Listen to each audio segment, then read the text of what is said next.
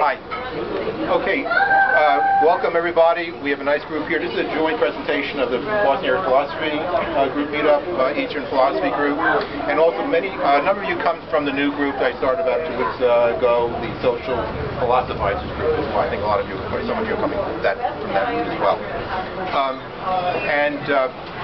This talk, Self and Selfless, East-West Perspectives, this is the second go-around. We tried it about 1.5 years ago, and we're doing a redux today. Okay, actually, I want to start off our talk with this question. There are 20 people here. 20 cells are here. 20 cells. So, the question I pose is, are there 20 others? John, what do you think? There are 20 cells in this group. Are there 20 others? I think there are all kinds of others. How so? I think there are, what is it? Each person has 19 others. Yes. Excellent. A plus. He nailed it. That's exactly the right answer. I am an other to 19 other people, so I constitute 19 different others. No. Each person is the others are relational because you have 19 others, I have 19 others, but my relationship with the 19 others are different than your relationship. Right. Okay. Because there might be significant others here, or even strangers. The relationship a person has with one person is unique and distinct, in my view. Having said that, like every statement, it's mushy because how about the relationship you have with yourself? It's not necessarily all that clear cut either, and you've got many relationships with yourself. However, still, if you kind of simplify it, there is a distinction, I think, between a relationship or rather, there are 20 separate cells here. And in fact, we can fairly concretely agree what that means. But the meaning of the other is contingent upon the relational state of affairs between each individual person and each and every other person. And so that's the way of opening up the relationship between self and other. In Western philosophy, it really usually starts with Descartes. I think therefore I am. Cogito ergo sum. I think therefore I am, and that really has been a launching point, really, in Eastern philosophy. And it was, Western philosophy, and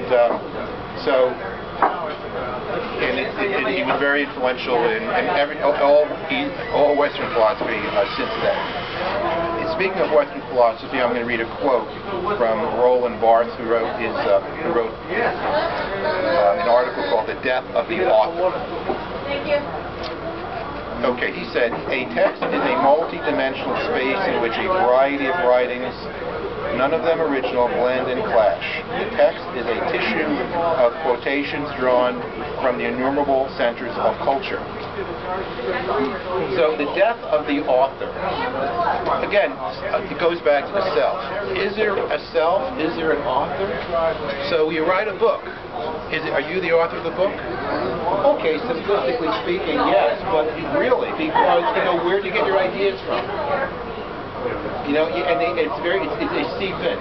I'm not trying to say there are no authors, but as Newton said, he stands on the shoulders of giants. Authors stand on many giants, and so many influences in their lives. I know, I was once told by someone that in the elementary schools, they don't teach cursive writing anymore. And I remember saying, "Oh, well, I still use cursive writing." And I thought I was right when I said that. And then I had an opportunity to look at a notebook I've been keeping. And the cursive writing was gone. I changed, and I don't know how that happened. So we're so influenced by what goes on around us, and the division between self and other is very mysterious and very fuzzy. In fact, if you want to talk about illusion, what bigger illusion is there than self and other? I think there's nothing more illusory than the self, than perhaps pain. And so there's nothing more real and nothing more unreal than pain, except perhaps the self or the ego.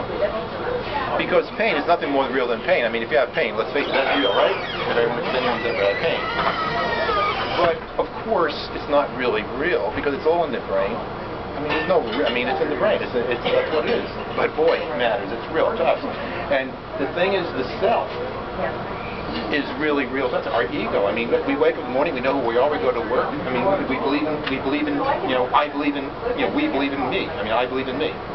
We all believe in ourselves. There's nothing more real than ego, but there's nothing more unreal than ego. The ego is gone like that. We're dead.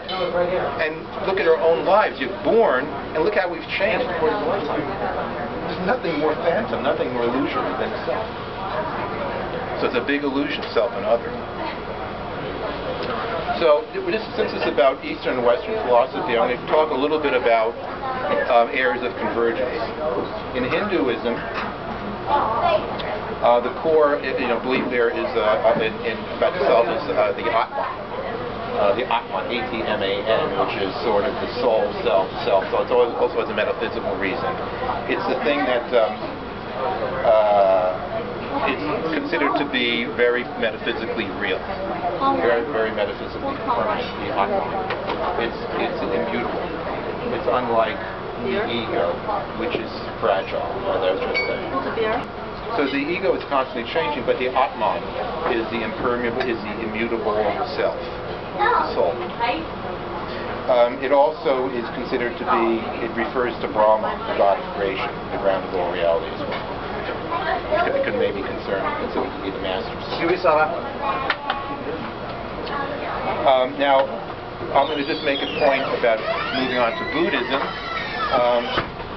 And in some ways, it's the exact opposite of Hinduism, because again, Buddhism. We just learned. There's many different interpretations of Buddhism. So whatever I'm saying here is just basically one kind of interpretation. But the Buddha, in some interpretations, he really didn't even believe in a soul. Did not. Did not. He said. Here's a quote. There is self and there is truth. Where self is, truth is not. Self is the fleeting error of samsara. Samsara is a term which means constant flux and constant change and complete lack of permanence. And so the Buddha was saying that everything is changing. There's no grounding. There's no self. And the goal of human life is nirvana, which is the complete escape from all attachment of the self. Detachment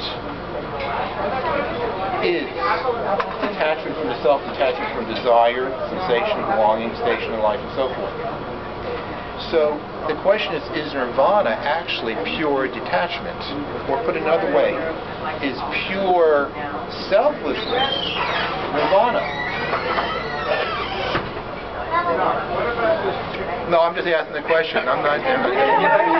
In philosophy, we ask questions, and again, I'm not any sort of expert whatsoever in Eastern philosophy, but I'm just giving you certain perspectives, and obviously there are other takes on it. Let's move from Eastern philosophy. I just touched on Hinduism and Buddhism. So now let's move back to the West and Schopenhauer. Now Arthur Schopenhauer, he had a lot of similarities, and he was clearly influenced by the Buddha. He is called a philosopher of